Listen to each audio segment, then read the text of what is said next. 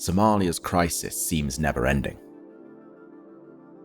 Widespread and abject poverty, failed foreign interventions, seemingly endless conflict, terrorism, piracy and famine, a failed state. Somalia has received billions of dollars in foreign aid, but for more than 30 years the country has been trapped in one of the world's worst humanitarian crises. But why is Somalia's crisis seemingly never-ending? Why have decades of international assistance failed to help Somalia? And could there be a way for Somalia to finally overcome its decades-long crisis?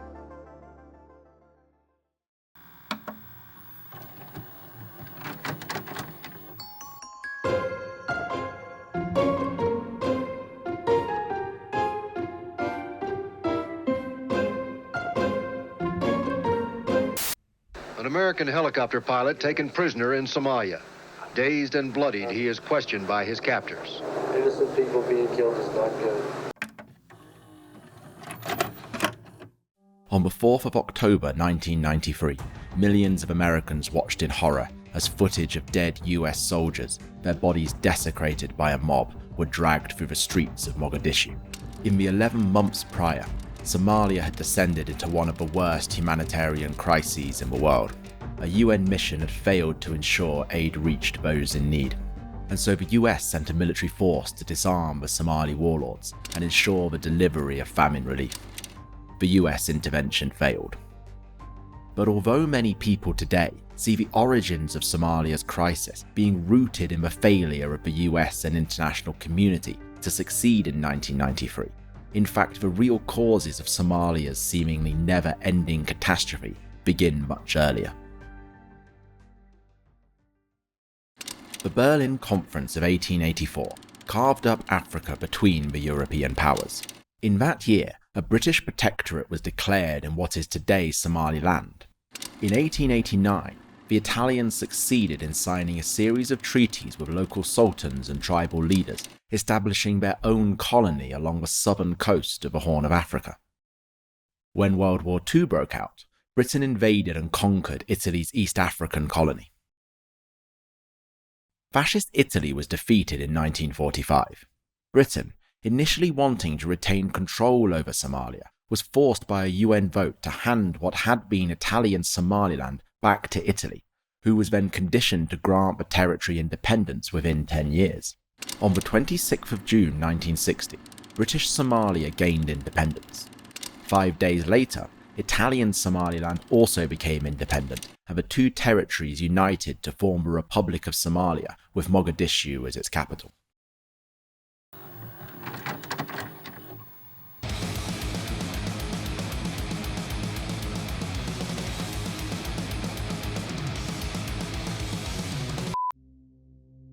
On the 13th of July 1977, Somalia invaded Ethiopia.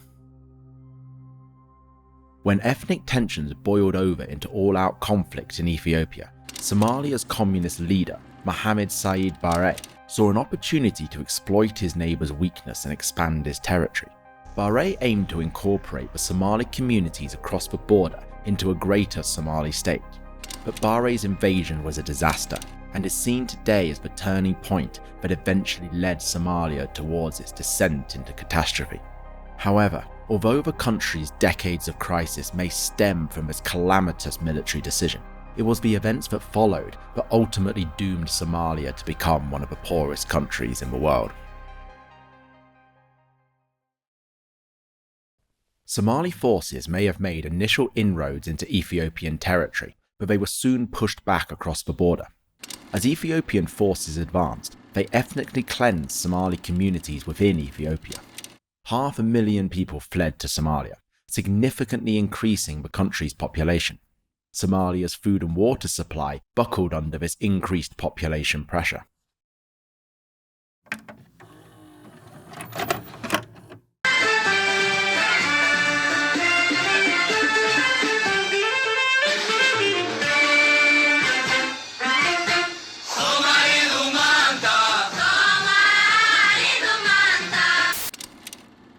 Barre's decision to invade Ethiopia and Somalia's calamitous defeat significantly weakened his government.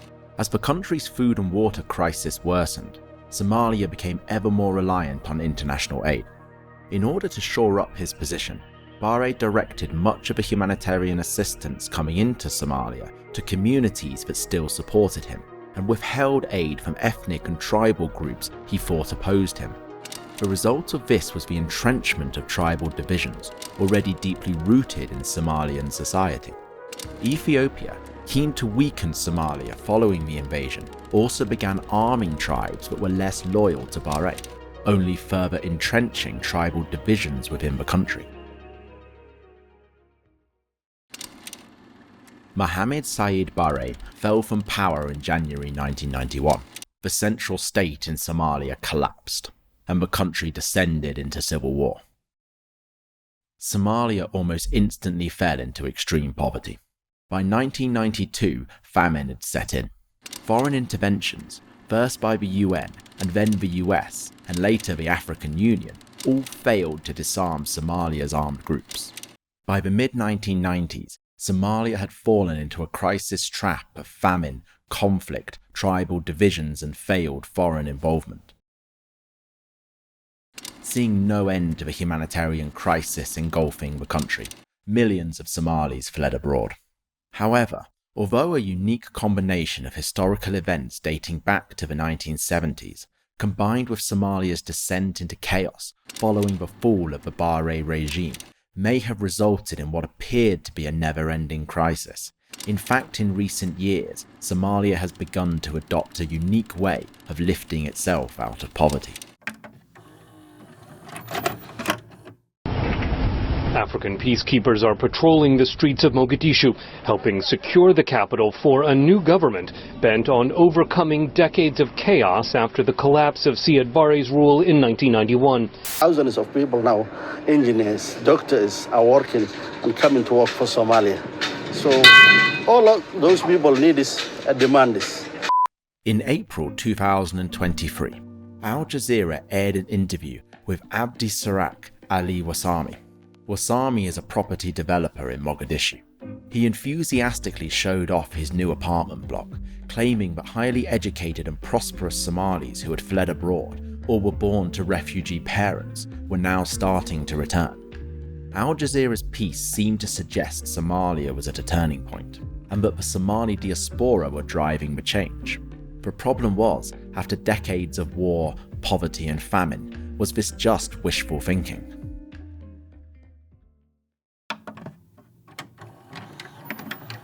For Gilo Ismail Muhammad's family, the rains will be too late. Over the past 7 months, they lost all 100 of their camels, whose milk they sold in markets. Now they are destitute, depending on handouts to survive.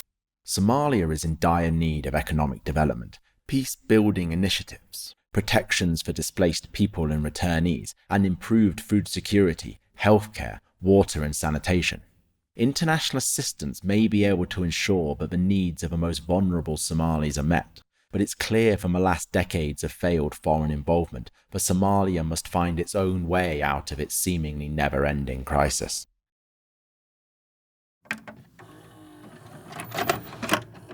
As President Mohammed's government restores services, including education, healthcare, and public safety, Somali refugees are beginning to return home. Millions of Somalis have left the country since the civil war began in the early 1990s. In many ways, Wasami is right. These Somalis, especially those that fled to more developed nations, will be key to developing Somalia economically, if they can be encouraged to invest in the nation. However, for investment to flow in, the conditions for investment, including sustained peace, are vital. For peace to come to Somalia, a centralized state needs to be put in place that can consolidate power and prevent the resurgence of armed groups. For a centralized state to be developed, Somalia's deep-rooted tribal divisions and economic disparities between regions need to be addressed. These are all significant challenges, and not ones that can be met by Somalia alone. Somalia is definitely trapped in a cycle of poverty and crisis. However, the country's now large, educated and increasingly wealthy diaspora could actually be the country's biggest hope.